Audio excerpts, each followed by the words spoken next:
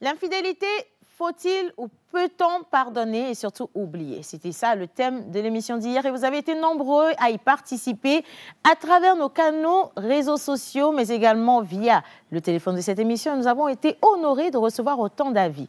En début d'émission, vous les découvrirez, vos avis à vous, parce qu'aujourd'hui, on a décidé de ne plus revenir sur le micro-trottoir. Ça a été un moment de frustration pour beaucoup de personnes parce qu'il y avait des avis vraiment assez délicats à digérer. Comptez sur nous. La première partie, ce n'était qu'hier avec notre invité, M. Ferdinand de Nana FM, qui avait accepté de partager cette partie avec nous. Mais la deuxième partie se fera autrement. Aujourd'hui, nous parlons de comment pardonner et surtout faire le travail difficile d'oublier ce qui vous a blessé.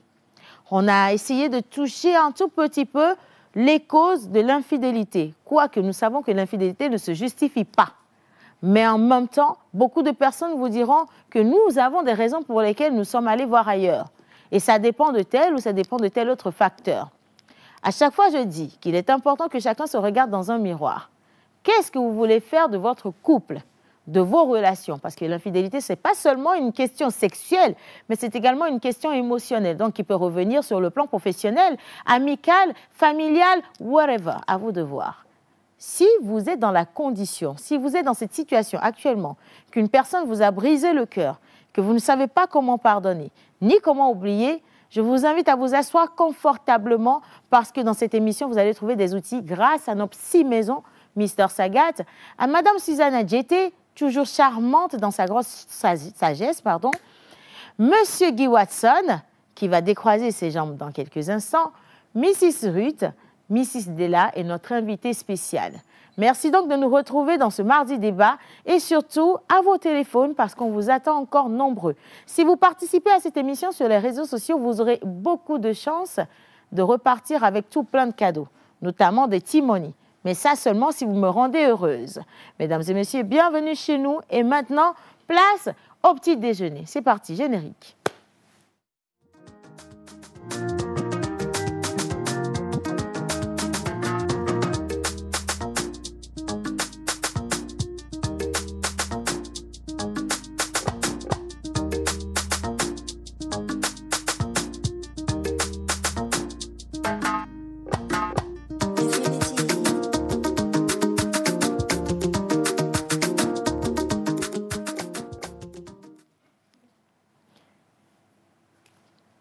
Et si on commençait cette émission aujourd'hui en s'applaudissant, parce que hier, le plateau était quand même assez chaud. Je veux bien vous remercier d'avoir fait cette première partie avec nous. Avec Madame Suzanne hier, là, les avis étaient vraiment délicats. Et encore, il y avait un certain Sagat qui a failli en venir aux mains avec moi, parce qu'on avait des avis complètement divergents. Mais c'est tout à fait normal, c'est un débat. Et chacun doit pouvoir défendre ses points de vue, ce qui est tout à fait normal. Et pareil pour vous également à la maison. Si vous sentez que la tension monte, ne vous inquiétez pas. Ici, nous avons les inspecteurs, on finit toujours par éteindre les feux. Je ne sais pas ce que l'émission d'aujourd'hui va être, mais sinon, bonjour tout le monde. Bonjour Zéane. Dis donc, comment ça va? Ça va bien. Merci. Vous me saluez avec gentillesse, mais je sais que je vais me bagarrer avec certains d'entre vous avant la fin de cette émission. Ça a pété. Ouais. Alors hier, nous sommes restés sur juste un pan de l'infidélité. Nous avons défini ce que c'est que l'infidélité, ce qui pouvait pousser des gens à l'infidélité, les conséquences de l'infidélité également qui ont été abordées par notre invité, M. Ferdinand. Mais ce que nous n'avions pas fait, c'est revenir sur d'où pouvait réellement quitter cette envie d'aller voir ailleurs. Parce que l'infidélité, ce n'est pas l'acte que vous posez, mais ça commence bien avant et en amont. Ça peut être expliqué par le côté psychologique, le côté émotionnel, les blessures du passé qui ne sont pas guéries, également un mauvais travail qu'on n'a pas fait sur la génération tout entière qui continue de se répéter à chaque fois que de nouveaux enfants sont nés. Et finalement, les gens se demandent si on peut avoir un monde sans infidélité. Ma toute première question, je vais l'adresser à Sagat. Est-ce qu'on peut finalement avoir un monde sans infidélité? Est-ce qu'on peut avoir un monde sans la guerre? Que serait la guerre sans la paix? On ne peut pas avoir un monde sans infidélité, ce n'est pas possible. Par contre, est-ce qu'on peut réduire le taux d'infidélité? Bien évidemment, ça, on peut le faire avec un peu plus de volonté, on peut y arriver. Est-ce que vous pensez qu'un homme ou une femme peuvent rester fidèles à la même personne toute leur vie? Effectivement, je pense, même pas que je pense, ça a été prouvé plus d'une fois. Et je pense pour ma part qu'il n'y a pas plus belle manière de pouvoir aimer une personne qu'en étant fidèle à cette personne, peu importe ce que la personne a eu à vous faire, en fait. À quel moment on parle d'infidélité? Parce que pour certains, c'est quand vous offrez votre intimité, que vous partagez avec une autre personne, que vous êtes infidèle. Pour d'autres, dès l'instant où on commence à échanger des SMS, à parler ou à accorder de son temps à une autre personne, que la personne avec qui on est déjà dans l'acte d'infidélité. Maman Suzanne. Dès qu'on commence à penser à aller à l'infidélité, on y est déjà. Penser à aller à l'infidélité. Personne ne pense à aller à l'infidélité, maman Suzanne. Si, on peut penser à aller à l'infidélité. Par exemple, je vais prendre le cas d'une dame que son mari trompe et qui dit « j'ai vraiment envie de le tromper ». Ah. Oui, j'ai vraiment envie de lui rendre l'appareil. On y est déjà. Lorsqu'on regarde une femme passer et qu'on a tellement envie de cette femme-là, bon, que les messieurs m'excusent, hein, mais quand un homme regarde une femme et qu'il a tellement envie d'elle, il peut bander sur le coup, même si c'est en public. Il est déjà dans l'infidélité. On va aller doucement, maman Suzanne. Avec les mots, il est déjà dans l'infidélité. Les hommes ont tendance à mater, hein, quand je dis à regarder, à reluquer, comme on dit. Oui, parce qu'on a l'habitude de dire que les vitamines, les CHU, on en a. Le fait de regarder, waouh, ça c'est déjà un cas d'infidélité. Pas forcément aller sur le front, mais le temps de voir la fumée juste passer, pas besoin d'imaginer. Aujourd'hui, franchement, les gars, excusez-moi, mais le débat, ça va se faire sur le plateau, pas dans le studio, parce que ça commence déjà à crier. J'entends les gens barbillonner là. Laissez-nous faire le débat par ici. Chuchotez entre vous, mais laissez-nous faire le débat par ici. Et du coup, pour toi, lorsque tu jettes un coup d'œil sur une personne qui n'est pas ta personne, tu as déjà été infidèle. Mais ça, c'est clair. Quand, par exemple, tu admires... Quelquefois, le premier regard n'est pas de l'infidélité. C'est juste de l'admiration. Quelquefois, le premier regard n'est pas de l'infidélité. Mais le deuxième regard est grave. Et le reste des regards.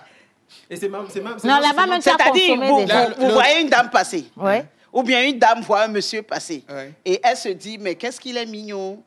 C'est pas encore de l'infidélité. Mais quand elle revient et qu'elle le regarde, qu'elle essaie de le déshabiller. Eh ben, dis donc.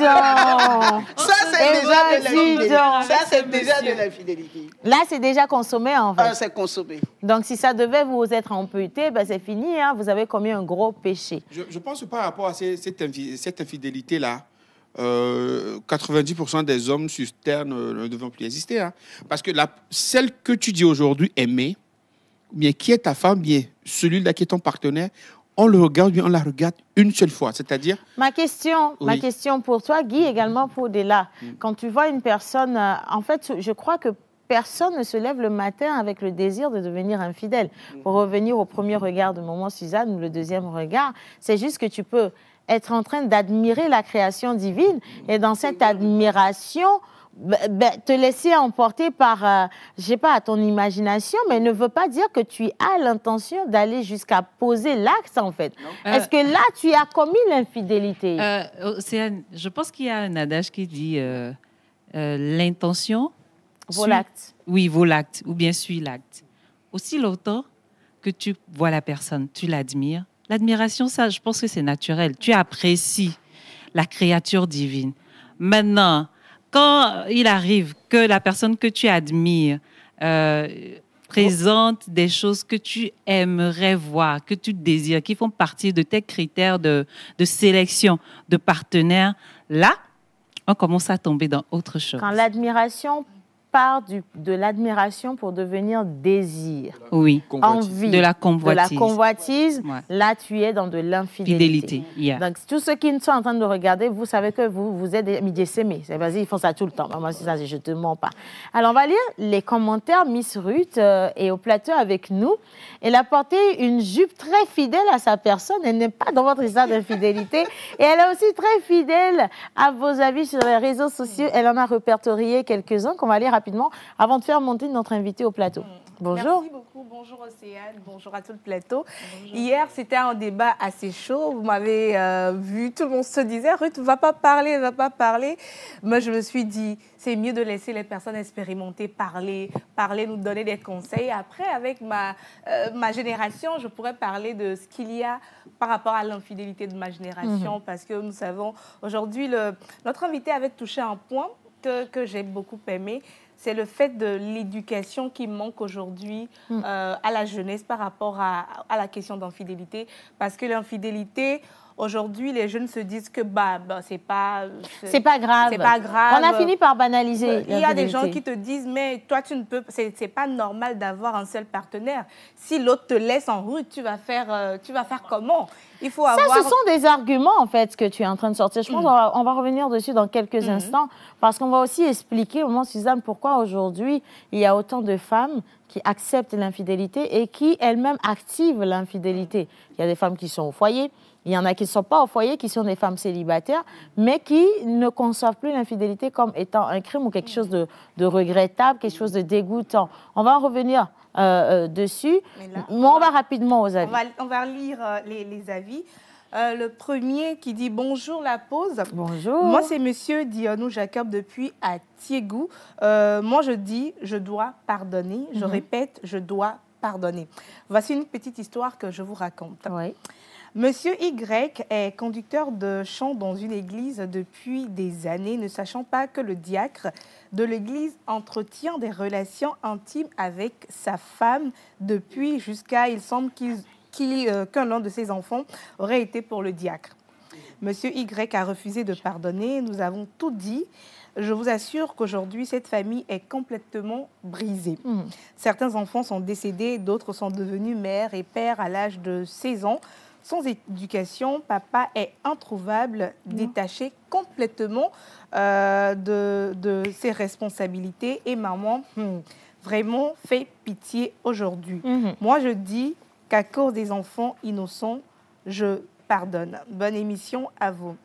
L'infidélité sexuelle, en grosso modo, implique une trahison très grave et susceptible de mort, puisque vous avez brisé un lien précédemment pour un autre, encore que cela est sexuel. Ça entraîne beaucoup de conséquences néfastes, tant spirituelles que physiques. Bon, pour le pardon, excusez-moi, mais il n'y a pas de pardon à ça. C'est comme ça. Notre Dieu, le Créateur et son temps se séparent au point, un trait. Et toi qui as été la cause, tu seras maudit. Voilà. C'est un peu fort, hein? Le mariage est sacré. Je vous en prie, c'est un lien de sang. On ne s'amuse pas avec le sang. Continue d'aimer ton homme ou ta femme, même si un jour tu te sens dégoûté de son corps. C'est une circonstance que l'ennemi crée maintenant. Les femmes doivent prier et recommander le goût de leur machin à Dieu pour que cela garde le goût du début, ou prier pour avoir seulement son âme sœur. C'est très important. Le message nous vient de Gratiano depuis Cotonou. Alors, on envoie dernier message. Avoir des rapports sexuels avec son ou sa partenaire, c'est créer un lien spirituel avec la personne. L'infidélité est une blessure très profonde qui brise ce lien entre ces personnes. Il est très difficile de pardonner, mais avec la grâce de Dieu, il est possible de pardonner et d'oublier. Car Dieu continue toujours par nous pardonner. Prions pour cette grâce de pardonner, peu importe la blessure avec Dieu, tout est possible. Le message nous vient de Essenam depuis le Ghana. Un message qui dit bonjour à tous. J'espère que vous allez bien. Super bien. Pour le débat d'aujourd'hui portant sur l'infidélité sexuelle, il est possible de pardonner, mais cela dépend de plusieurs facteurs comme l'attitude de la personne qui trompe, l'amour que vous portez pour cette personne et surtout ceux qui conseillent la personne trompée, mais oubliez ça un peu difficile. Joël depuis Agoué Zongo. Le dernier message qui nous vient de Fred depuis le Niger qui dit « Je suis une femme, mon mari ne me satisfait pas compte tenu de la taille de son sexe et ma seule option c'est d'aller vers un autre pour me satisfaire. » Est-ce une infidélité? Je rappelle que c'est après le mariage qu'on s'est connu sexuellement. Voilà, c'était donc les avis de nos très chers téléspectateurs qui ont suivi en partie l'émission d'hier et on revient aujourd'hui avec le même sujet. L'infidélité, est-il possible de pardonner ou d'oublier?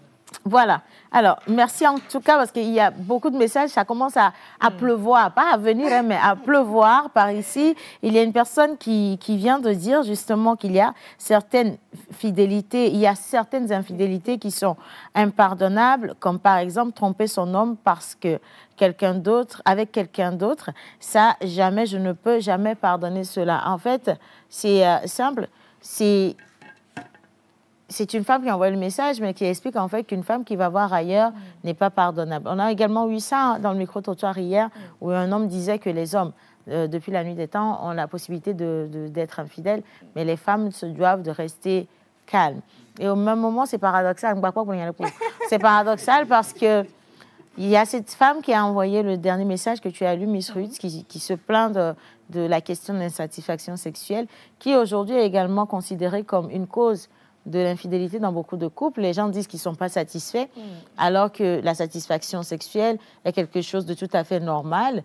Et donc, ils se donnent le droit d'aller voir ailleurs sans forcément chercher à savoir d'où vient le problème et comment régler ce problème, maman Suzanne.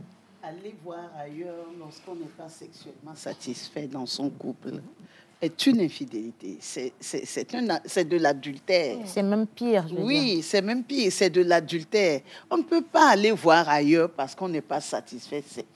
Mais qu'est-ce Il y qu'il a faut faire? plein de choses à faire pour être satisfait. Il faut chercher les causes de son insatisfaction. Est-ce que c'est à cause d'une éjaculation précoce? Est-ce que c'est une érection molle? Qu'est-ce qui se passe? Il faut Ou bien chercher. peut-être parce qu'il ne sait pas utiliser la machine aussi, on ne sait jamais. C'est pas... On dit que c'est la taille du sexe. Oui, mais pourquoi vous riez? Si c'est la taille du sexe, on a toujours une solution.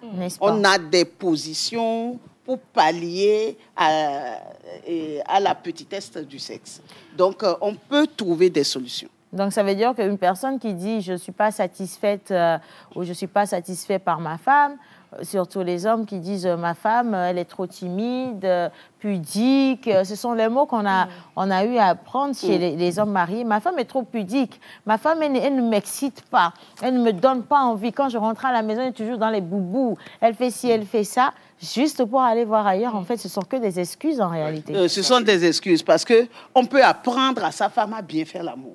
Et on peut aussi apprendre à son homme à mieux faire l'amour. Je suis d'accord. Et quand on est un couple, je ne veux pas dire un vieux couple, lorsque vous avez passé plusieurs années ensemble, vous apprenez petit à petit à vous ajuster l'un à l'autre. Et avec le temps, vous vous accordez mieux. Et vous faites mieux, avec le temps, vous vous accordez mieux et vous faites mieux l'amour. Et quelquefois, il y a certains messieurs qui disent qu'à cause de l'âge de sa femme n'arrive plus à bien faire l'amour et donc il va aller chercher de jeunes filles. Je dis que c'est un faux problème. Plus on prend de l'âge, plus la libido est meilleure. À partir de la quarantaine, la femme, à partir de la quarantaine, elle a une libido folle. Hein, elle a une libido folle, même à 70 ans. C'est parce qu'on ne sait pas. C'est ça. On ne sait pas quoi faire. Sinon, les femmes de 70 ans, elles ont une libido très, très, très développée. À 70 ans, il n'y a plus rien à faire. Qui a dit ça? C'est parce que tu ne sais pas. C'est ce que vous vous dites. Ans, quoi? Ce sont des positions pouce-pouce ou bien brouette qu'il faut adopter ou bien quoi? Ah non, tu n'y es pas du tout. 70 ans. Mais attends, cette histoire cette histoire d'infidélité, après cette émission, il y a... s'il vous plaît. Il y a une femme qui me disait hier qu'elle est célibataire aujourd'hui par une erreur monumentale qu'elle va regretter toute sa vie. Son homme lui a été toujours fidèle et tout ce qu'elle demande, le monsieur lui fait toujours ça. À un moment, elle se plaignait que, c'est elle-même qui me narrait l'histoire, qu'elle se plaignait que son mari est trop fidèle. Ouais. Son mari répond trop à ses besoins quand elle en a besoin. Il est trop là, en fait. Il est trop là qu'à un moment, elle ne veut pas que ça commence par la déranger. Donc, elle a dû lui placer une de ses amies au monsieur qu'il a tout préparé. Elle a tout préparé pour que les conditions soient favorables pour le monsieur. Le monsieur étant un être humain qui peut être faillible aussi. Il est tombé dans le piège. Le monsieur est tombé dans le piège et le monsieur a fait. Et le monsieur s'est dit, ah, apparemment, l'œuf là, ou bien l'omelette ici, est plus que l'omelette à la maison. Et le monsieur a préféré passer plus de temps avec l'ami qu'avec la femme. Et finalement, le monsieur a épousé légalement son amie et celle-là a dû partir. Donc, ce qui fait que, hier, elle me disait qu'elle a suivi l'émission du début jusqu'à la fin et qu'elle a pris le temps de regarder encore en ligne pour pouvoir réapprendre des erreurs qu'elle a commises. Ouais. Des fois, c'est nous-mêmes qui poussons nos partenaires vers ce genre de... en plus, parce que quand vous êtes en relation avec une personne, normalement, le premier travail qu'on devrait faire, pour revenir à la dame qui a dit qu'elle n'est pas satisfaite, et parce qu'elle n'est pas satisfaite, elle doit aller voir ailleurs, on ne devrait pas attendre d'en arriver là, en fait. C'est depuis le début de la relation que vous cherchez à savoir si votre partenaire est actif sexuellement ou pas. Et aujourd'hui, il ne s'était pas connu jusqu'au mariage. Oui, donc, non, mais c'est bien. L'abstinence jusqu'au mariage, et c'est dans le mariage qu'elle découvre que le sexe de son homme ça ne démarre pas. C'est ce que je disais la dernière fois dans l'émission ici à Nof, que moi je ne permettrai pas aujourd'hui qu'on attende le mariage avant de se connaître sexuellement. Il y a des raisons. Avant d'aller à la CAN, il faut toujours passer par les éliminatoires. Non. Le problème n'est pas là. C'est pas une histoire de CAN. Non, si c'était éliminatoire. À la CAN, on serait déjà que dans le match de poule, le monsieur avait... Moi, je vais te répondre. Toffee, non? La table d'en face, là, je ne sais pas, les gens d'en face, là, vous dites rien jusqu'ici. Hein? Non, attends, en fait... Moi, je vais te répondre. Normalement, aujourd'hui, parce que M. Ferdinand l'a dit hier, nous trouvons trop d'excuses. C'est ça, en fait. Nous trouvons des excuses. Nous laissons les choses évoluer et après, on se plaint. Nous venons jouer à la victime ou aux victimes. Normalement, aujourd'hui, même si vous décidez de pratiquer l'abstinence, vous avez des bilans prénuptiaux qui vous permettent de savoir dans quel état physique, dans quel état médical votre personne en face, elle est. Parce que normalement, un médecin devrait... Je vous raconte une histoire. C'est juste une petite histoire. Après, je vais répondre par une histoire aussi. Quitte ici. Avant d'aller au témoignage qui vient d'arriver, je vais vous raconter une petite histoire. J'avais été approchée une fois par une dame sur les réseaux sociaux qui sollicitait de l'aide pour une jeune fille. Elle est infirmière dans un grand hôpital de la place. Et la jeune fille devait épouser un homme de plus de 10 ans, son aîné, je crois pratiquement 15 ans. Quand ils sont arrivés pour la consultation avant le mariage, avant les noces, la dame s'est rendue compte que le monsieur était séropositif. D'accord? Et elle devrait garder le secret, parce que secret professionnel, tu vois, elle n'était pas en mesure de dire à la jeune fille, ton futur mari, il est séropositif.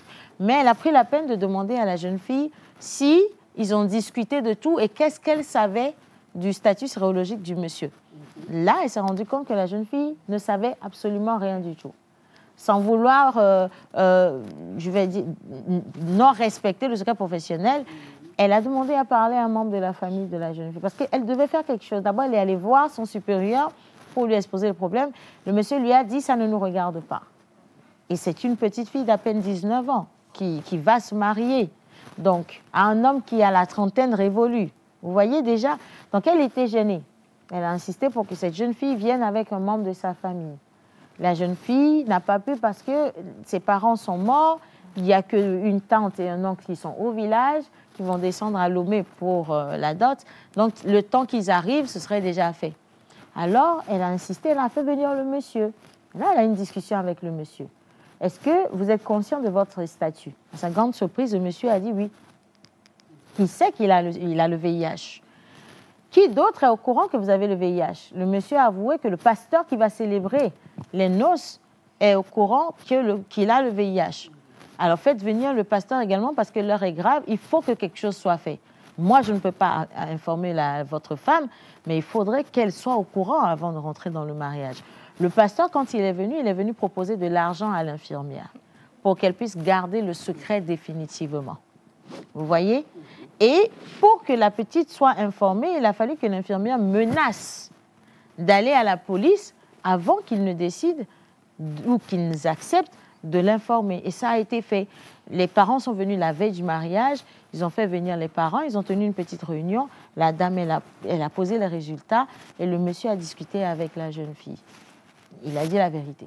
Sauf que, comme c'est le monsieur qui paye la scolarité de la jeune fille depuis longtemps à l'université, comme c'est lui qui prend soin de la fille parce qu'elle est orpheline, les parents lui ont dit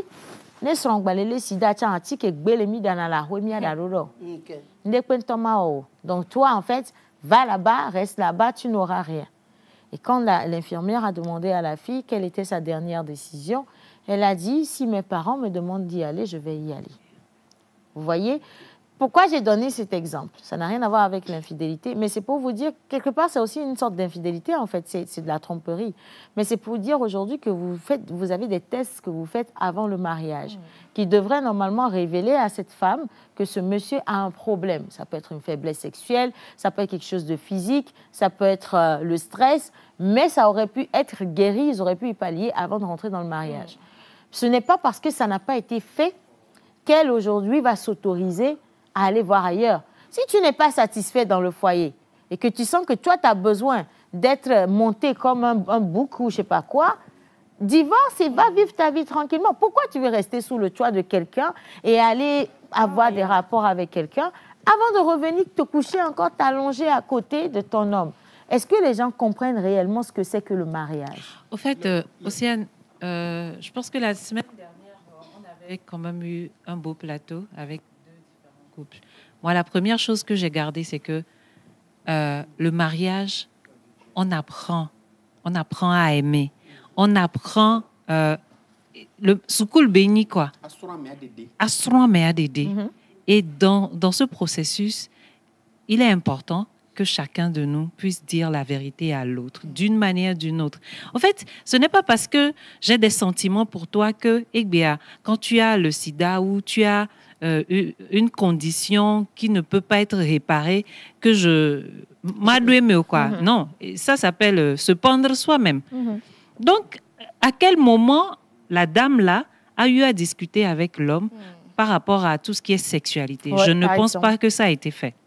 Maintenant, s'ils font partie d'une église qui dogmatise les gens aujourd'hui, on va vous dire de ne pas parler du sexe, de ne pas faire ci, de ne pas faire ça. Or, dans les églises, il y a des études. On vous éduque à aller dans le mariage et il y a la partie sexualité dedans. Qui est très importante. Très importante. Et très souvent, c'est les mamans, les femmes âgées, expérimentées de la congrégation qui sont chargées de cette partie. L'homme comme la femme sont éduqués normalement. Quand on partenaire ici, ainsi de suite. Est-ce qu'elle est passée par ce processus? Maintenant, si ce n'est pas fait, tu es rentré dedans, tu le constates. Assois-toi avec ton homme, rediscutez. Moi, j'ai une amie, tu sais ce qu'elle a fait? Son homme avait un petit kiki et à un moment donné... Déjà que le kiki est petit, donc vous comprenez que c'est encore petit, quoi. Donc, à un moment donné, ils ont eu la chance de voyager. Et la première chose, quand ils ont atterri, je pense aux États-Unis, ils ont fait, c'est de consulter et à l'homme de se faire aider. La dernière discussion que j'ai eue avec elle, elle dit non, je veux dire, et nous, Lélo, ça veut dire que la solution est là. La solution est là. Ils ont aidé le monsieur. Peut-être pas avoir la taille qu'il veut, mais ils l'ont quand même aidé d'une manière ou d'une autre. Et aujourd'hui, ce couple est en train de faire son bonhomme de chemin. Donc, arrêtons de trouver des excuses à tout bout de champ. Il n'y a pas de problème sans solution. Je vais encore lire ce message. Est-ce que nous nous marions en nous disant que lorsque ça n'ira pas, nous nous séparerons? Non. Voilà. C'est de rester. Donc, la sexualité aussi, les problèmes de la sexualité peuvent être des problèmes graves, mais... On les répare. On les répare. On les règle. Alors, il y a une autre personne qui dit mon mari ne me désire même pas. Il faut commencer. Mon mari ne me désire même pas. Et il ne cherche que des problèmes tous les jours, des disputes à longueur de journée. Je préfère chercher avec un autre la satisfaction. Est-ce que c'est une infidélité? C'est-à-dire, là, ça devient délicat. Déjà, moi, je dis, quand vous allez vous marier, là, sachez que donner, offrir, pas offrir, mais avoir des rapports sexuels avec votre partenaire est chose normale du mariage. Ça, il faut se mettre ça en tête. En fait, il faut que vous sachiez que c'est un devoir conjugal. Ce n'est pas du jeu. Parce qu'aujourd'hui, j'entends beaucoup de femmes se plaindre comme quoi ça fait 6 mois que mon mari ne m'a pas touchée. Ça fait 8 mois que mon mari... Non, c'est réel. Non, mais bien sûr. Et quand elle fouille les téléphones de ces hommes vont se satisfaire avec d'autres femmes. Et il y a une femme qui m'a confié un jour, Océane, je suis tombée sur les messages que mon mari échange avec sa maîtresse. Ce que mon mari n'a jamais pu faire avec moi au lit, c'est ce qu'il fait dehors, mais même au-delà de ça. Et ça fait plus de 6 mois que mon homme ne m'a pas touchée.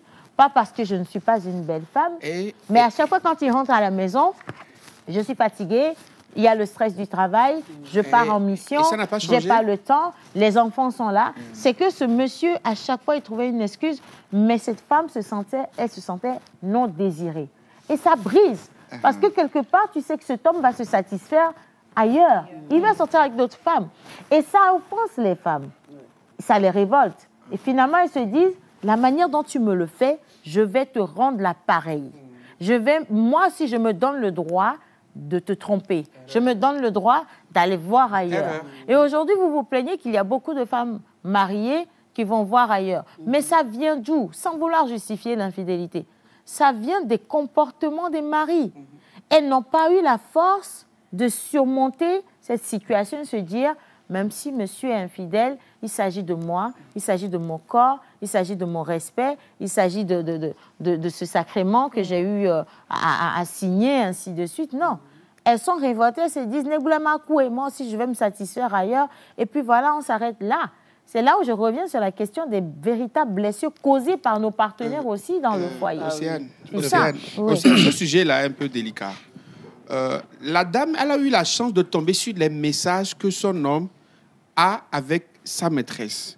Si, moi je ne prends pas mon cas, si il y a un problème à la maison ou une petite incompréhension ou de manque de communication, celle-là, elle sait que et calmer. Si tu sais que peut-être c'est parce que mon mari, cette maîtresse-là, elle adore porter des nuisettes et des hauts talons pour monter dessus avant de lui faire l'amour. Oui, c'est facile mais de le dire. Mais comment le saura-t-elle? Non, c'est facile. Maman, même là, vous allez chercher trop loin. Il y a toujours... On ne va pas être hypocrite au plateau, Guy. On va se dire la vérité. Je n'ai jamais été hypocrite de ma vie. Il y a des femmes qui ont porté des nuisettes, il y a des femmes qui ont porté des tenues sexy pour leurs hommes, et au lieu qu'ils admirent, ils les ont insultés. On n'a qu'à se dire la vérité. Au lieu qu'ils admirent, ils les ont insultés. Il y a un homme qui a dit à une femme, sérieux là? Non, ma question, Océane, s'il te plaît, tu permets. Est-ce que lorsque la femme à la maison a porté cette nuisette et qu'on l'a insultée, à l'extérieur, celle qui est dehors a porté la nuisette, ça a été apprécié? Mais le monsieur, c'est parce qu'il appréciait que la femme, la pauvre dame, allait acheter aussi. Maintenant, elle a les bourrelets, elle a les trucs. Non, ça dépend. Mais elle a essayé. Elle savait payer des nuisettes pour aller prier. Tu comprends? Elle a essayé. Elle a porté son truc. Vous avez dit talon. La dame est montée sur talon. Elle a fait sexy. Elle a vu ce qu'on fait à la télé. Elle aussi, elle a porté. Quand le monsieur est tombé dessus, la réaction qu'il a eue, la dame était choquée. Moralement, elle était brisée. Ouais, c'est fini. Ça fait très mal. Elle ne va plus jamais voir string pour porter même. C'est fini. Ça l'a dégoûté. Le monsieur l'a insulté. Toi, tu es grosse comme ça. Pourquoi le bourou-bourou est haondia?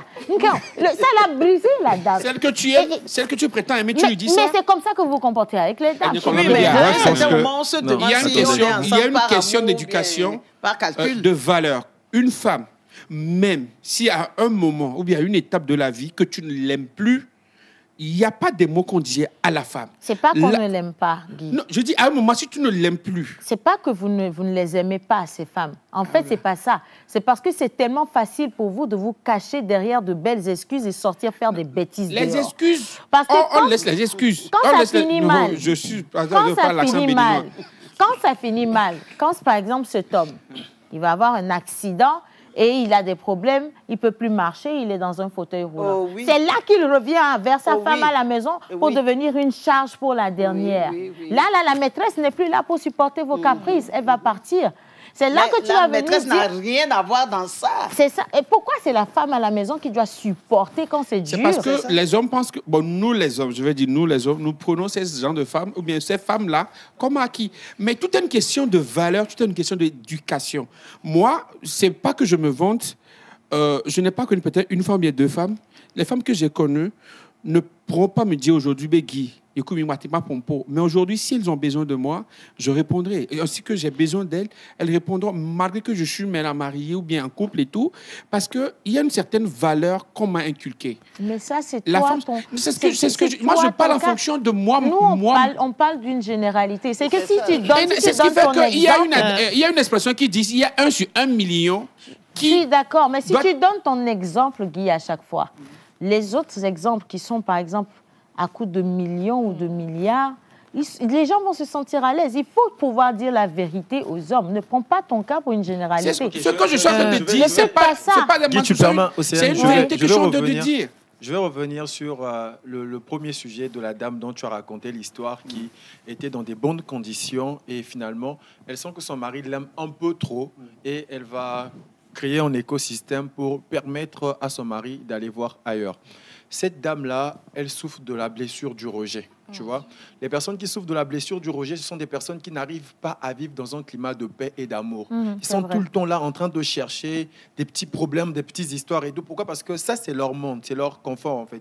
Mais ceux qui ne comprennent pas... On n'est jamais rassuré. Voilà. Ceux qui ne comprennent pas, c'est qu'il y a des gens, en fait, qui ne supportent pas ce mode de vie-là. Et donc, quand tu lui demandes d'aller voir ailleurs et que dehors, il tombe sur une personne qui l'offre la paix, bah, il t'oublie en fait, peu importe l'amour qu'il a pour toi. Faut pas s'amuser avec le feu, hein. Faut pas s'amuser avec le feu.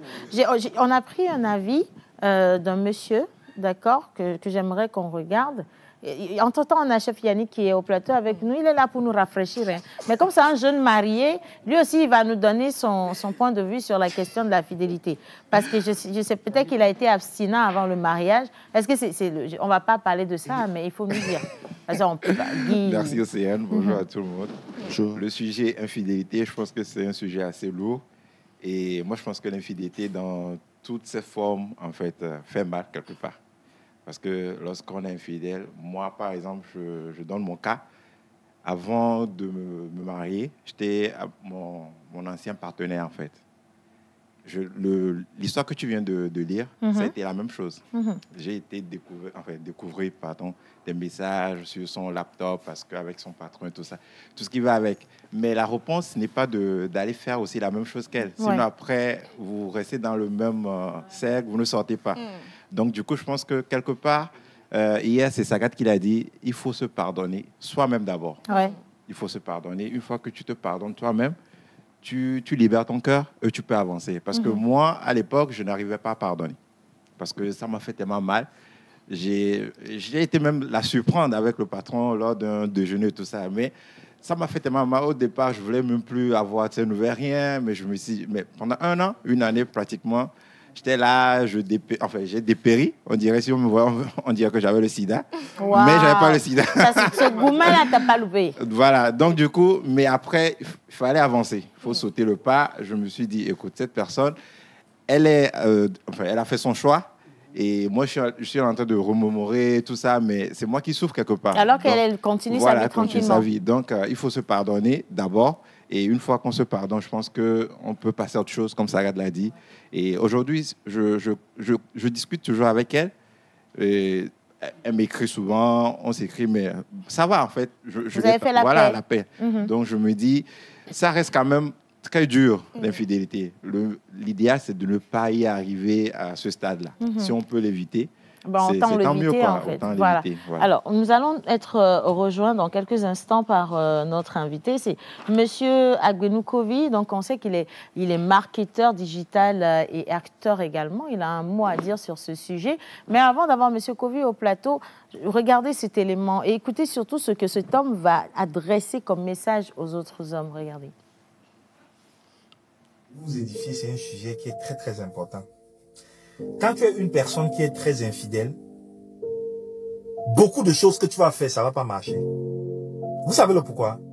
Parce qu'il n'y a rien qui occasionne le blocage dans la vie d'un être humain, comme les infidélités.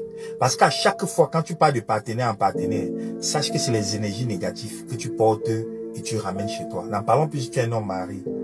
Certaines personnes même, tu vis avec ta femme, elle a des difficultés d'accoucher. Mon cher ami, le premier conseil que je vais te donner, c'est pas d'aller à l'hôpital, c'est d'arrêter d'être infidèle. Parce que dans le monde spirituel, quand tu pars, tu rencontres d'autres compagnes, tu les mougous, tu rentres chez toi, c'est les énergies négatives que tu transportes, tu ramènes chez toi avec. Et dans le monde de la spiritualité, ça bloque que le fœtus puisse entrer dans ta vie. Et je sais de quoi je parle. Donc, tu te gommes, je vais vous donner un avis, par exemple, à vous donner un exemple. Le monsieur de Balthazar, moi, je pense à 70%, je dirais même 80%, que c'est un ritualiste. Parce que quand tu regardes comment il fonctionne, c'est comme ça que les ritualistes fonctionnent. Le gars, il ne fait pas l'amour. À chaque fois, tu as comme impression qu'il part chercher quelque chose et ramener. Regardez même la vidéo aussi, où le gars pas une diamètre dans la bouche de l'angala et tout et tout. Chez les ritualistes, dans le monde spirituel, quand un homme fait ça, il pose l'acte de purification. Ça veut dire quoi? Quand il diamètre dans ta gueule et que tu sois, c'est un peu comme les porte-portes là. Les femmes qui ont fait le porte-porte, même si on t'a donné 1 milliard, sache que la personne t'a détruit. Tu vas travailler toute ta vie pour la personne. Souvent, parce que quand il m'entend dans ta gueule, que tu sois, même si tu le craches après, il a déversé toute l'énergie négative qu'il avait en toi et il a repris toutes tes chances. Et ça ne s'arrête pas là-bas.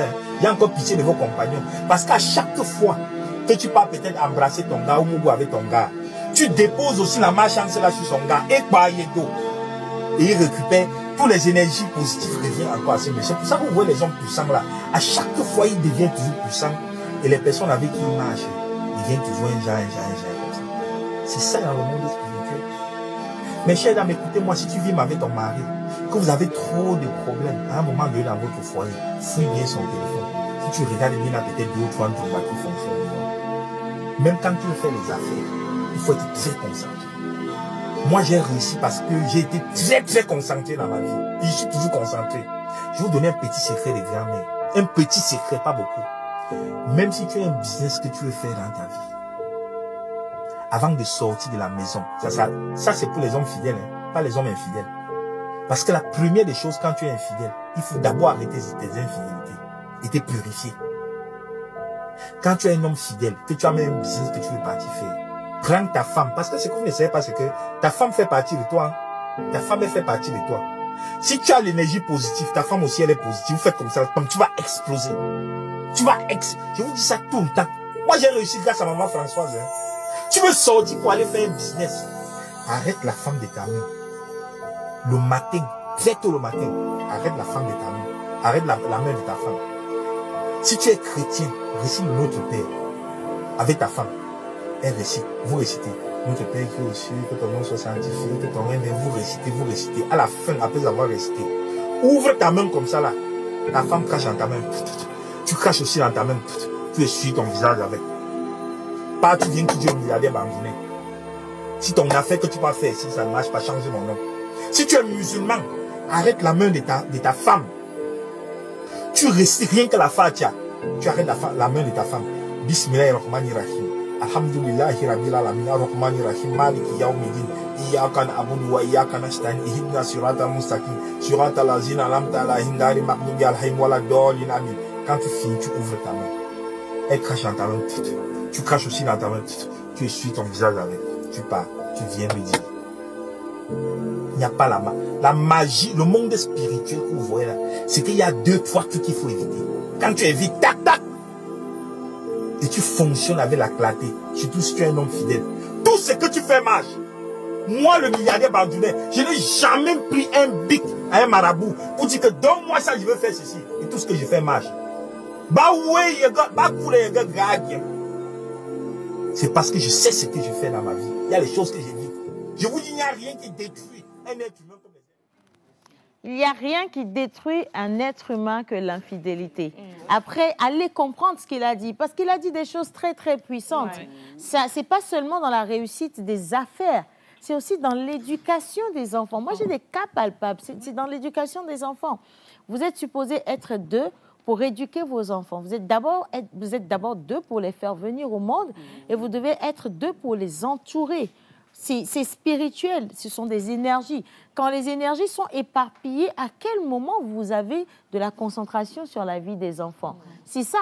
Il y a des enfants qui sont devenus aujourd'hui des enfants oiseaux. C'est-à-dire ils font n'importe quoi. Il y a des enfants qui n'ont plus d'intelligence. Il y a des enfants qui sont devenus des drogués. Il y a des enfants qui sont devenus des prostituées, des filles qui ont commencé à toucher au sexe n'importe comment. Parce que le temps que papa doit consacrer aux enfants et à madame à la maison, il consacre aux femmes dehors. Parce que papa est en train de sortir avec des femmes qui sont dans des choses spirituelles. Le monsieur même ne maîtrise pas. À un moment donné, il est dans l'amusement. Et puis, il faut faire attention. Première infidélité, ça peut devenir une habitude. Parce que la première femme avec qui tu vas commettre l'infidélité, si elle a fait des rituels, ça va te suivre toi. Mais on va se mettre debout pour accueillir M. Kovi. Parce que depuis tout, il faisait la tête comme ça. Il a dit à un moment de s'il ne monte pas ici, ça va tomber. M. Kovi en musique pour nous, s'il vous plaît. Hein. M. Kovi, venez. Ah, ils ont oublié. Tellement ils sont concentrés, ils ont oublié la musique. Hein. Comment ça va? Très bien. Un plaisir de t'avoir avec nous. On va dire bonjour à tout le monde. Moi, je prends mon jus. Hein. Allez, un peu, on a ramené. On danse tous ensemble au rythme de la vérité. La pause avec Vous voulez du jus? Parce que vous pouvez aller en prendre. Hein. On va passer la pause. Oui, allez-y. Je te ramène. C'est la pause, je te ramène. Voilà. Alors, monsieur Kovi, vous n'en voulez pas? Vous n'avez pas encore parlé. D'accord. Je vous permets de prendre un micro. Allez-y. Aujourd'hui, elle est servie par beaucoup d'hommes. Hein? On est fidèles à nous. Parce que là, non, j'attendais. J'écoutais Sagat qui disait Maman Suzanne, Guédi Maman Suzanne, Merci les gars, merci beaucoup. Monsieur Kovi, comment ça va ce matin? Je vais bien, merci. Bonjour à tous et à toutes et bonjour. À nos charmants publics téléspectateurs et téléspectatrices. Quel est votre premier avis sur la question de l'infidélité? Est-ce qu'on peut pardonner et surtout oublier? Avant cette question, est-ce que vous avez déjà été trompé? Ou en âme et conscience, est-ce que vous avez déjà trompé quelqu'un? Vous pouvez ne pas y répondre, c'est votre choix. Avant cette question, si j'ai été une fois trompé, je ne sais pas. En toute honnêteté, si j'ai une fois trompé, non. Comme Sagat? En fait, ici, tu vois, c'est le fauteuil de ceux qui ne trompent pas. Non. La manière dont tu as réagi, il faut réagir aussi là. Oui, monsieur Kovi. Le mot infidélité, quand je l'ai entendu, surtout par rapport à l'émission d'hier, puisque je vous ai suivi hier aussi, en fait, pour moi, c'est un grand dégoût. Dégoût, ça me met mal à l'aise. Je n'ai pas vécu cela, mais je sais combien ça fait mal d'être brisé. Parce que j'ai rencontré des gens qui ont été brisés et qui n'ont pas pu pardonner et oublier pour refaire leur vie. Donc, quand vous êtes un homme et sur votre longue route, sur votre chemin, vous tombez sur des gens, comme je suis un homme, je parle plutôt des gens, des femmes, qui ont été brisées et qui n'ont plus la force de faire confiance. La relation devient difficile. Vous êtes dans une relation difficile. Toxique, comme on dit. Toxique, comme on le dit. Et une personne qui a déjà été blessée finit par blesser une autre personne. Effectivement. Oui, effectivement, si la personne ne guérit pas. Vous allez payer les pots cassés. Vous allez payer les pots cassés et vous aurez aussi... on vous dira que vous ne payez pas les pots cassés, mais vous allez payer les pots cassés de manière directe ou indirecte. Parce qu'il suffit qu'à chaque pas que la personne se voit dans son histoire passée et voit quelque chose en vous, et elle se dit, ah... C'est la même chose qui va recommencer. La personne n'a pas guéri. Effectivement. Moi j'ai connu cela. J'ai connu cela. Moi, je donne toujours mes expériences personnelles parce que je ne peux pas aller vous raconter l'histoire de quelqu'un d'autre. C'est moi-même, je me maîtrise. J'ai connu cela pour avoir été vraiment brisée dans une relation. J'avais rencontré un homme complètement brisé. Il m'a raconté qu'il était resté avec une femme qu'il voulait épouser. Il voulait l'épouser et il faisait tout pour épouser cette femme. Il est allé même rencontrer sa famille et la fille lui faisait comprendre que voilà, je suis prête, on va le faire. Mais quand il est allé dans le pays de la fille a tout fait pour que lui ne rencontre pas sa mère. Donc quand il est revenu chez lui, la fille l'a appelé un jour pour lui dire « Ah, écoute chérie, j'avais laissé des effets chez toi à la maison, dans ton pays. J'ai une amie qui vient chez toi, donc tu vas lui donner les effets pour moi. » Mon ami en question réside dans tel hôtel, donc il faut juste déposer les effets à la conciergerie, si on veut. Et ma copine, quand elle va rentrer de ses courses, elle pourra retirer pour moi. Donc le monsieur a paqué tous les effets de la go, se disant que voilà, elle en a besoin, j'envoie les effets à ma future femme. Et il est allé déposer tout ça à l'hôtel. En réalité, ce n'était pas une amie qui était venue à l'hôtel. C'est la fille elle-même qui était à l'hôtel avec un autre homme. Vous voyez? Et ça, il l'a découvert, alors qu'il était à un doigt de demander sa main. C'est quelque chose qui l'a brisé totalement. Et quand moi, je l'ai rencontré, quand nos chemins se sont croisés, la première chose qu'il m'a dite, c'est « Je ne vois pas ce qu'une femme peut faire encore d'extraordinaire dans ma vie. » Ça veut dire que celui-là, il n'est plus prêt à faire des efforts. C'est fini. Et quand je vous dis qu'il n'est plus prêt à faire des efforts, c'est que là, tu vas, quand on dit pot cassé, tu vas ramasser là. En fait, au nuyer, quoi. C'est-à-dire, tu vas pleurer, il te fait du mal. Et là, il sait qu'il te fait du mal, mais il le fait, il s'en fout en fait de ce que tu ressens. Il devient une personne très toxique, alors que de base, il n'est pas une personne méchante. Tu vois? Et ça, ce sont les conséquences de l'infidélité. Malheureusement, ce que les gens ne voient pas, c'est que ça détruit au-delà de détruire la personne. Ça peut détruire une famille entière. Cette personne, c'est l'essor d'une famille. C'est l'espoir d'une famille. Oui. Si c'est lui ou si c'est elle qui doit réussir pour que les autres réussissent, c'est fini, tu as bloqué cette lignée-là. Il y a des hommes aujourd'hui, des accidents en circulation, parce que le monsieur, il est au volant, mais il a peut-être lu des messages, il a peut-être vu sa femme faire quelque chose, il est choqué. Il y a des femmes qui font des accidents parce que dernièrement, un monsieur au volant de sa voiture a ramassé un autre monsieur qui était à moto et il dit qu'il ne l'a même pas vu. Oui, ça me rappelle une histoire. J'ai perdu un oncle comme ça. La femme qui l'a renversé, apparemment, elle était en instance de divorce avec son mari. Du coup, après des années qu'ils ont passées ensemble, elle n'était pas vraiment... Elle ne savait même pas qu'elle avait renversé mon oncle. C'est quand les gens criaient qu'elle s'est réveillée ici. Là, c'était déjà trop tard. Elle a tué quelqu'un. Elle a tué quelqu'un. Parce qu'elle n'était plus en elle-même. Vous voyez? Elle était en train de divorcer et elle ne supportait pas toutes les années qu'ils ont passées ensemble, les enfants. Elle se demandait comment elle va gérer. Elle va recommencer tout à zéro. C'est compliqué en fait. Je vais lire ce message. Non, je vais lire. Bon, je vais bien sûr. Je vais donner la parole. D'accord. Je veux juste expliquer pourquoi est-ce que une rupture amoureuse est aussi violente en fait. D'accord? Il a été prouvé scientifiquement parlant, lorsqu'une personne est dans un processus de rupture, qui a été rejeté ou trahi par son partenaire, les zones dans son cerveau qui sont activées, ce sont les zones de la douleur physique en fait. Donc, de la même manière qu'on va me jeter une pierre sur la tête et que j'aurais mal, c'est de cette même manière, si jamais ma partenaire me trompait, que j'aurais mal en fait. Mais sauf qu'une fois que tu me jettes par exemple la pierre, on va me mettre la glace, on va me bander la plaie, ça va passer.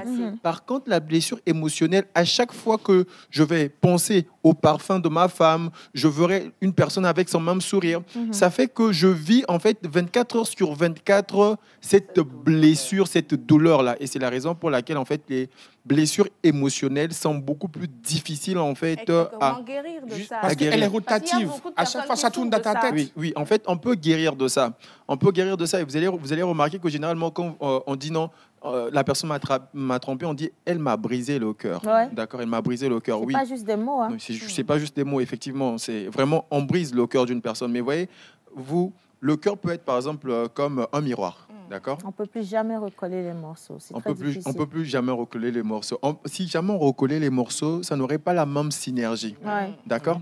Par contre, le miroir, ce n'est que du sable en réalité. Le sable chauffé à une température donnée, c'est ce qui donne le miroir. Ça va reprendre sa forme. Ok, d'accord. Donc, il faut prendre le cœur, le briser totalement, d'accord, le chauffer, ok, le reconstituer. C'est la raison pour laquelle vous allez voir dans la Bible, Dieu dit, je vais renouveler ton cœur, d'accord. Je suis venu pour pouvoir guérir les gens qui ont les cœurs brisés, en fait, d'accord. On peut le faire. Et avec la neuroscience, vous allez voir, il y a ce qu'on appelle les ondes. Et ça, c'est une partie de mon travail. Donc, on rentre dans la tête de la personne pour pouvoir reformater le souvenir, c'est-à-dire enlever le souvenir douloureux, de sorte à ce qu'une fois que la personne va penser à ce qui lui faisait mal, ça ne lui fait plus mal en fait, ça devient plus ou moins... C'est apprendre à la personne à relativiser, quoi, à laisser tomber ça. Je vais lire un message par ici, c'est Abidjan qui nous fait un coucou au plateau. Bonjour à tout le monde. Bonjour Abidjan. Alors je suis seulement à 60% d'accord avec ce témoignage. L'infidélité apporte des charges négatives sur la vie de l'homme, certes, mais il y a beaucoup de rituels qu'il faut appliquer juste quand tu reviens à la maison. Ah, ça, c'est ce que... Ce sont les pasteurs qui ne disent pas les secrets de vie à leurs fidèles. La mère nature nous a donné tout à portée du doigt pour notre réussite. Moi, je vais vous dire, la mère nature n'est pas bête. Hein. De la même manière que Dieu qui a demandé qu'on soit fidèle, il n'a pas fait pour s'amuser. C'est parce que, vous voyez, ça, par exemple, c'est un avis, c'est votre avis que je respecte. Mais si vous êtes infidèle en pensant que vous allez faire des rituels et rentrer à la maison, tranquillement, ça veut dire que vous n'avez pas encore compris la profondeur de l'infidélité. Oh non, c'est fini. Non, c'est pas comme ça. C'est pas comme ça. Moi, il y a des situations que, franchement, pardon, hein, mais si moi j'étais un homme, je pense pas que j'aurais été infidèle. Je vais vous dire pourquoi. Je vais pas être un homme infidèle. Pourquoi est-ce que je dis ça? Parce que pour moi, déjà de base, la femme que je vais choisir dans ma vie, c'est une reine. Je ne peux pas traiter ma reine comme on traite n'importe qui. Ça, c'est la première chose. Ça, je ne suis pas d'accord. Laisse-moi parler, tonton. C'est moi qui suis garçon.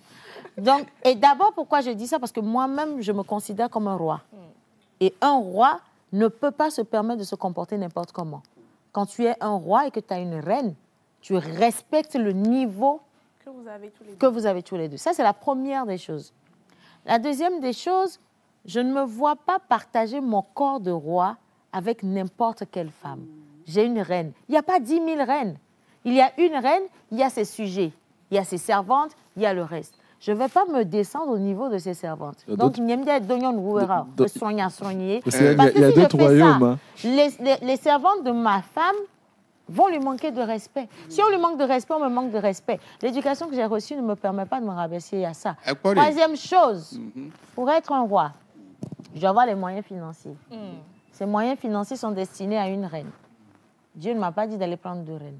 Je ne me vois pas partager mes moyens avec d'autres personnes qui ne savent pas considérer l'importance de ces moyens. Celle qui est appelée à connaître l'importance de ces moyens, c'est ma reine. C'est pour ça que je dis, si moi j'étais un homme, ça allait être comme ça pour moi. Et Dieu merci, tu n'es pas un homme. Mais ça ne veut pas dire que même en étant une femme... Tu sais quoi, ça ne veut pas dire que même en étant une femme, je ne suis pas comme ça. Vous permettez... Donc, les filles fermes, ils vont s'y appeler. Et on mettons... D'habitude, les bonnes personnes... D'habitude, les bonnes personnes tombent souvent sur les mauvaises personnes. C'est toujours comme ça. Oui. Les âmes qui sont très gentilles et tout, souvent... sont victimes de mépris ou de méchanceté et tout. C'est toujours comme ça la vie. C'est heureusement que tu as dit si. Non, Guy. Je suis pas... Attends, donne-moi une seconde. Oui, je vais te dire pourquoi je suis tombée sur des hommes qui étaient toxiques pour moi. Moi, je vais t'expliquer. Oui, vas-y. Je suis tombée sur des hommes qui ont été toxiques pour moi parce que moi-même, je n'ai pas guéri. C'est ça. Je n'ai pas guéri.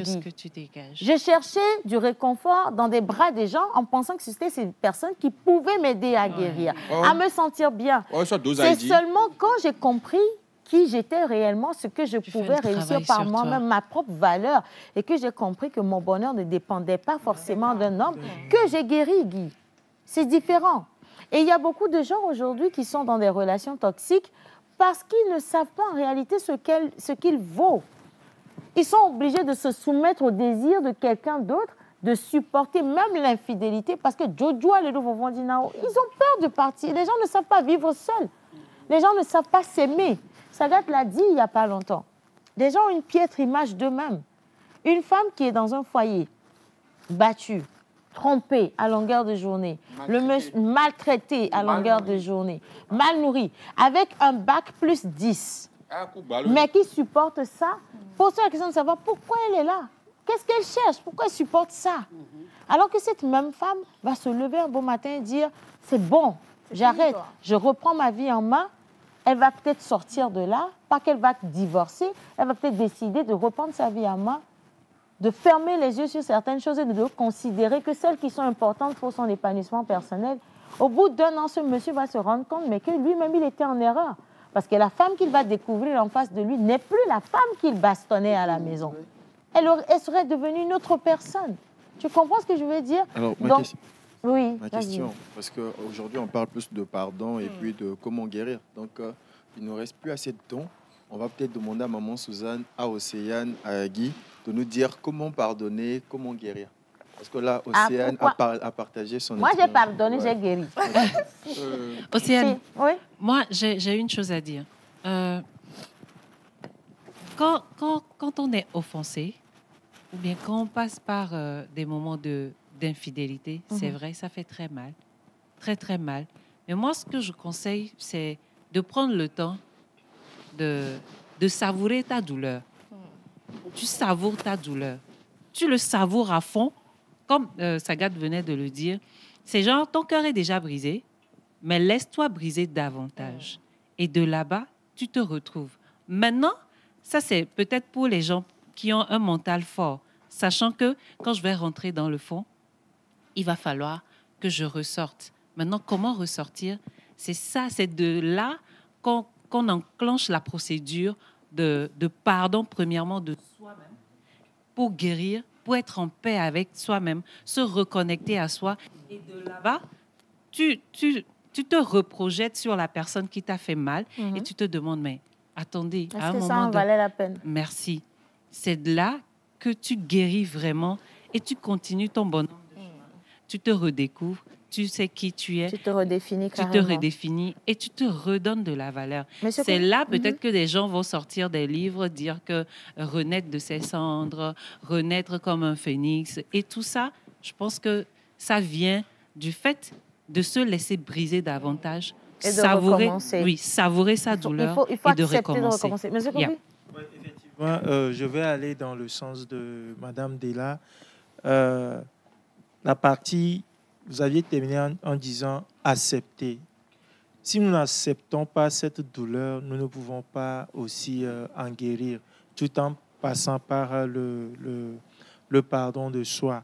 Mais tout à l'heure, Monsieur Guy vous a attaqué quand vous aviez dit, et là, je n'ai pas apprécié, puisque dans mon entourage aussi, quand je dis qu'un homme peut être fidèle, mes collaborateurs disent, ah, oui, Antoine, pour eux, c'est chose impossible. Parce qu'on a dit, il ne faut jamais avoir confiance en une femme. C'est ce qu'on leur a dit. Et cette parole qui est là suppose que ne pas avoir confiance absolue en une femme suppose qu'il faut être un homme, et un vrai homme doit avoir plusieurs femmes. Plusieurs go à côté ou plusieurs femmes.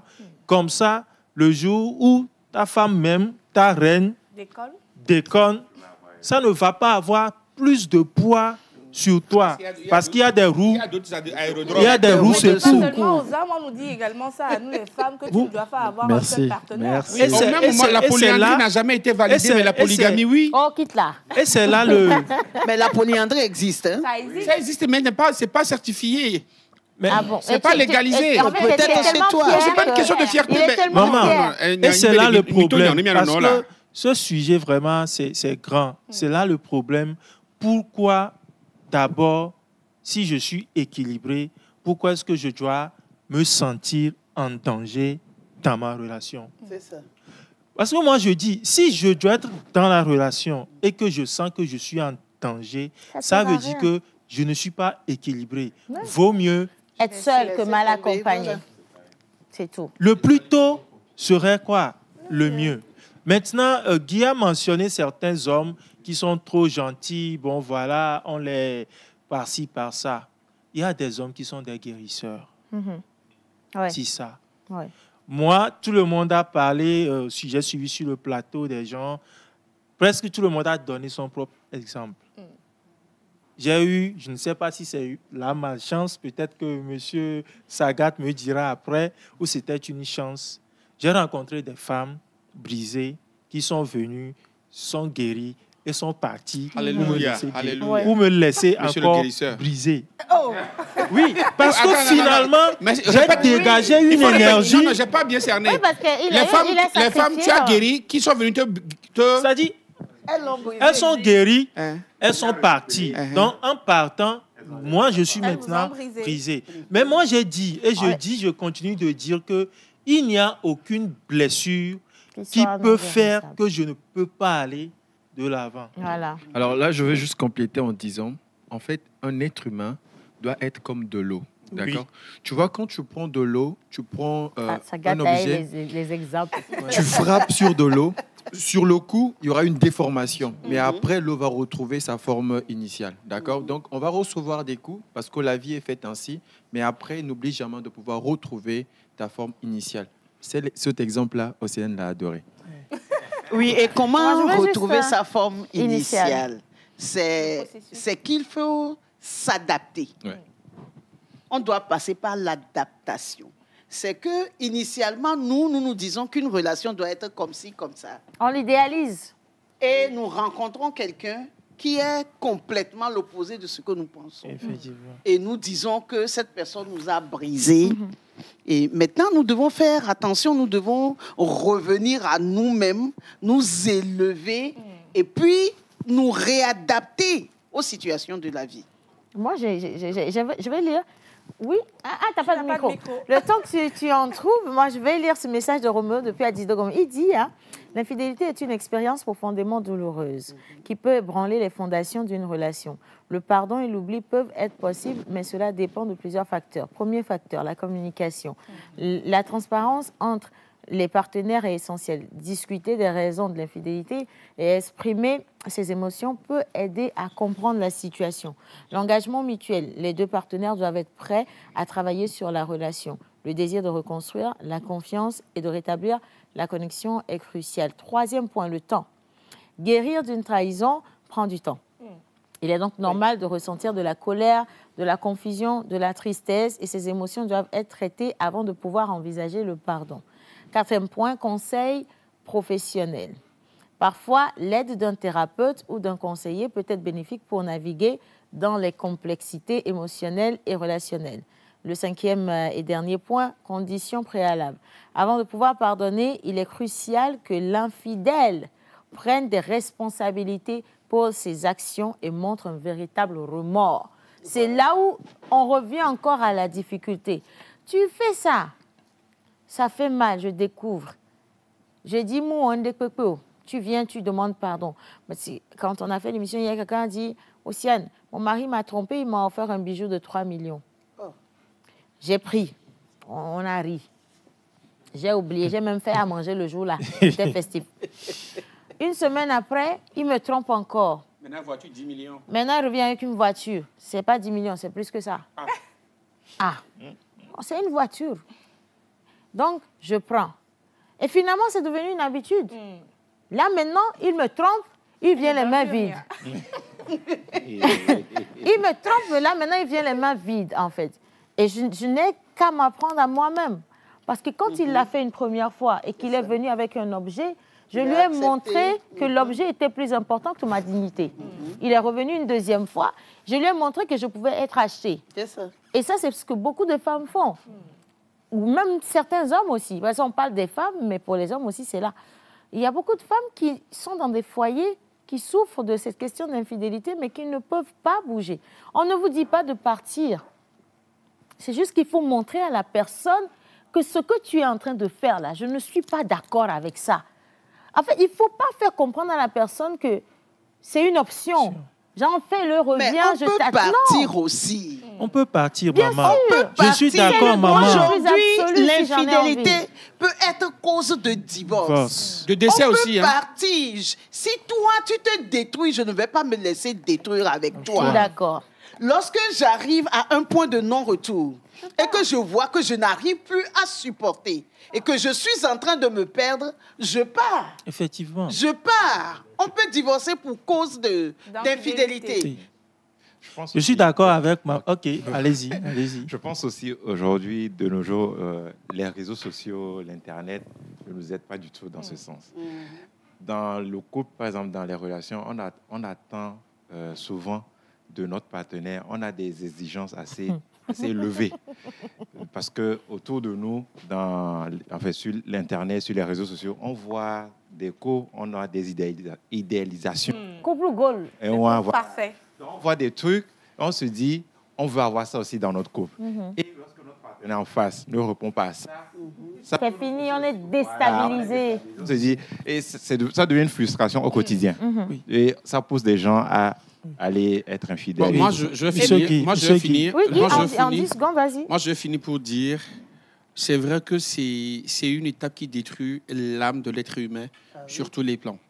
Maintenant, il est possible de revenir en soi et refaire sa vie, en fait. Moi, je me dis, j'ai eu mon premier divorce et je suis resté 3 ans seul, mais je ne suis pas mort. Mais après, je suis passé à autre chose. Ça va, pépère. C'est possible que ce n'est pas facile de pardonner, mais comme tu l'as dit, le fait de te pardonner, tu vides ce fardeau-là, tu vides ton âme à accepter maintenant les ondes positives, tu vides maintenant tout ce qui t'entoure, à pouvoir accueillir de nouvelles énergies qui puissent t'apporter en plus. Parce que quand tu te bloques, tu bloques tout. Tu bloques tout sur tous les plans. Sur tous les plans, tu bloques tout. Même la bonne personne qui est quand même... Mais il y a une personne, peut-être à Rabouti ou à la Fideda, mais le fait que tu sois bloqué psychologiquement, physiquement, spirituellement, ça bloque. Mais quand tu fais table rase, tu passes à autre chose, je dois avancer. Je pense que c'est possible que tu puisses être... C'est là où tu rejoins Sagat dans le processus de guérison. C'est toujours la guérison. Moi, je vais finir en disant ceci. Pour moi, l'infidélité, c'est un manque de respect envers soi-même. J'ai commencé l'émission avec, je vais finir l'émission avec. Pourquoi c'est un manque de respect envers soi-même? Parce que si tu ne peux pas être fidèle à la personne que tu as en face de toi, ça veut dire que tu n'es pas fidèle à tes propres principes. Donc, tu n'es pas fidèle à ta propre personne. De la même manière, il y a un grand homme qui m'a dit un jour, Océane, si je vais dans un business et que je vois mon potentiel partenaire en train de tromper sa femme avec une autre femme, je ne ferai jamais affaire avec lui. Voilà. Ça veut dire que cet homme ne peut pas être fidèle, il ne peut pas bien utiliser mon argent, il n'est pas responsable et je ne le ferai pas. Il a été formel là-dessus. Il a dit, la fidélité, c'est une vertu personnelle. Ce n'est pas du jeu. Si tu es capable de te propager, c'est de la même manière que tu vas propager tes ressources. Tu vas propager tes bénédictions. Tu vas propager tout ce que tu as, y compris ta santé. Et donc là-dessus, tu ne peux pas avancer.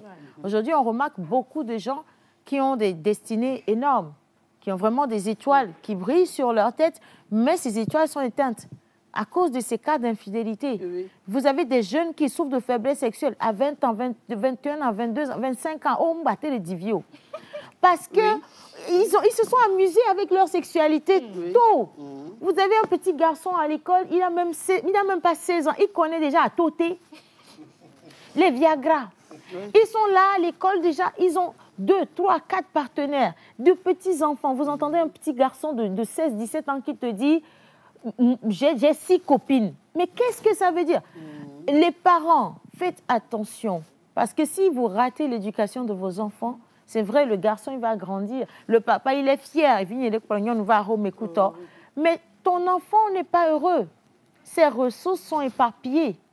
Un homme infidèle est dans l'obligation de partager ses ressources entre le nombre de femmes qu'il a. Et ça t'empêche d'évoluer rapidement. Ah oui. Si c'est de l'argent, tu es obligé de payer la maison à ta maîtresse, payer voiture à ta maîtresse, payer les scolarités des enfants de ta maîtresse, payer ci, payer ça. Oh, le Didier, tu n'évolues pas. Sans parler du fait que vous pensez que quand vous avez des performances sexuelles, vous êtes puissant. C'est vous qui avez des problèmes de reins, de hanches, de cou. Mais c'est vous qui pensez que vous avez des performances sexuelles. Mais ça on dit, Devi m'a santou. Mais Jeux olympiques, c'est pas Jeux olympiques. tu penses que c'est la sauce de ta mère qui est la meilleure. C'est comme ça. Mais avec, tu penses que tu as des performances sexuelles. C'est la femme qui peut te dire si tu as des performances sexuelles. Est-ce que tu sais pas où elle est passée? Dernière chose pour vous dire, un homme infidèle ou une femme infidèle ne trompe pas seulement son partenaire ou sa partenaire avec toi. Dès l'instant où la personne est infidèle, il faut savoir que potentiellement, tu n'es pas la seule ou le seul dans sa vie. Ah oui. C'est-à-dire qu'il ou elle a plusieurs partenaires comme toi. Donc, nous, si tu es dans la relation en pensant qu'on dit à l'autre, à nuire, en fait, à Akpadi, le film même, c'est quelqu'un d'autre qui joue ça. Hein. C'est une histoire de... On est tous mélangés ici, en fait, pour dire.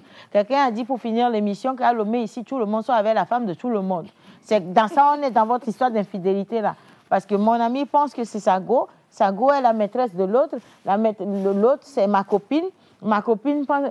on est tous mélangés. Le reste, c'est que Dieu nous sauve, vraiment. Mais soyez sincères envers vous-même. Respectez-vous. La question de fidélité, pour moi, c'est du respect personnel. Oui, que ton homme soit fier de toi.